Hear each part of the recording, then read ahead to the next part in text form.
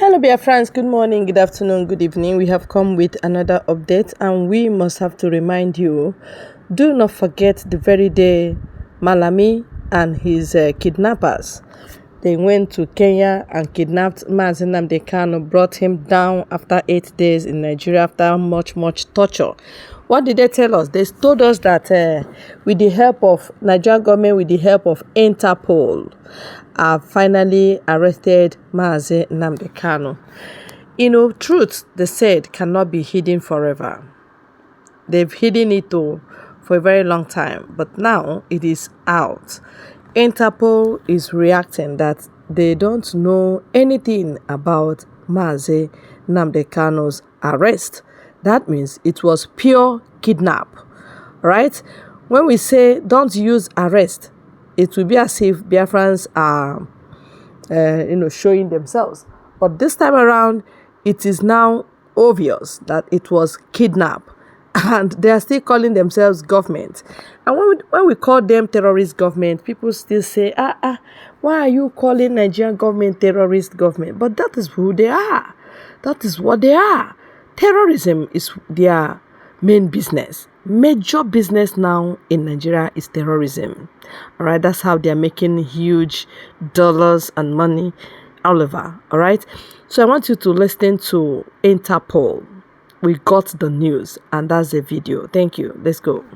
At which the Interpol International and Interpol Nigeria are working is quite interesting. They point to the fact that Nnamdi Kanu, the leader of the proscribed group, IPOB, it didn't take long for them to grab him from the same Kenya and get him down to Nigeria, and he's facing justice now. That's why is this like a case of we're following process, diplomatic channels, etc., etc. Please let me react before the Interpol man will respond to this idiot. Any person that is calling indigenous people proscribed people is a fool.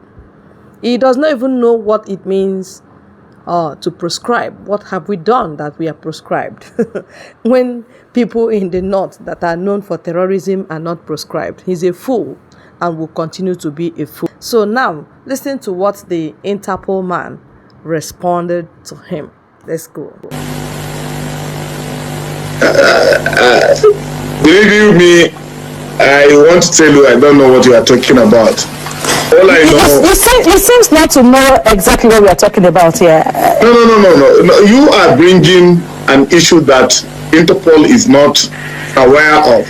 Let me define the role of Interpol so that you can understand.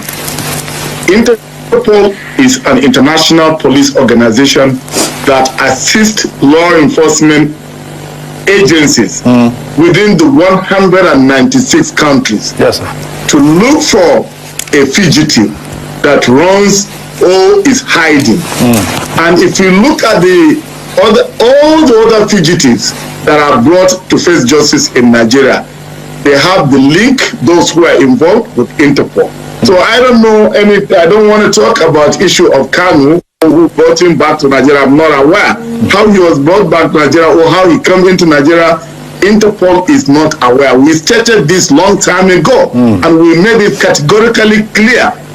So it's not a question. There are what we call police-to-police relationship, international police cooperation. Another police, it does not necessarily bring Interpol. Okay. If one police and another exchange a suspect is running from them, they can have an international police cooperation that out of the scope of Interpol. Okay. However, if a notice is given to an individual, like blue notices, when the inmates in Kuje prison escaped, we did a biometric capture of those suspects, and we shared it with international communities. We shared it with our law enforcement agencies. Many of them were re-apprehended because we have their biometrics.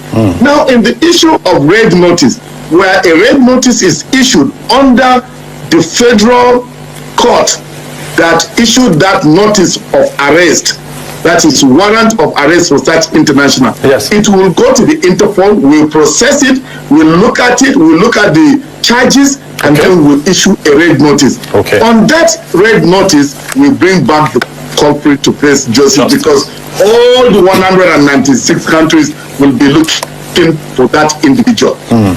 We sincerely like to thank you, retired Assistant Inspector General of Police, Garba Umar, who is currently the Vice President of Interpol Africa Region. Thank you, sir, for coming on the News Hour. Have you seen it? There are so many lies that you are believing in Nigeria. They make you to believe a lot of things. They make you to believe that you don't have rights. They make you to believe that there is foreign reserves. Nothing is reserved. They are making you to believe there is a student loan. It's a lie. So many things. So uncountable things. People that are living here, they are living in lies. And when you are living in lies, you're not, the life of that person is not real. Anything can happen at any time, because it can stumble on truth and the person will fall, because the foundation is wrong. Nigeria is just like a dark entity of lies and fabrications. And that is why Nnamdi Kanu is not consenting to whatever they are giving him to sign. He can't come that low to believe in what is not working.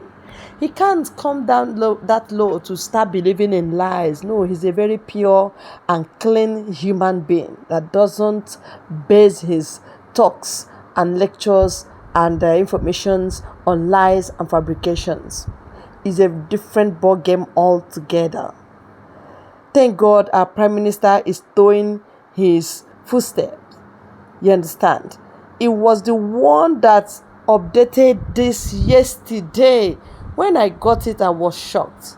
And thank God you heard the man loud and very clear. He said Interpol has no hand in the arrest of Nnamdi Kanu. First of all, because his case was not decided in court. So no court asked them to look for him, not from Nigeria, not from the UK, not even from Kenya. So which Interpol were they talking about? But Malami on open air, on national TV and national newspapers, they wrote it loud and clear, and they sustained that lies. Even now that this idiot that was calling IPOB prescribed people, even now he said that Nnamdi Kanu is facing justice. Is that justice? Are you telling me? Are you telling me that they are suppressing him and you're saying he's facing justice? Are you telling me that this the issues they are raising, when we quash it, when they quash it, even their own courts will set Nnamdi Kanu free and they will not release him?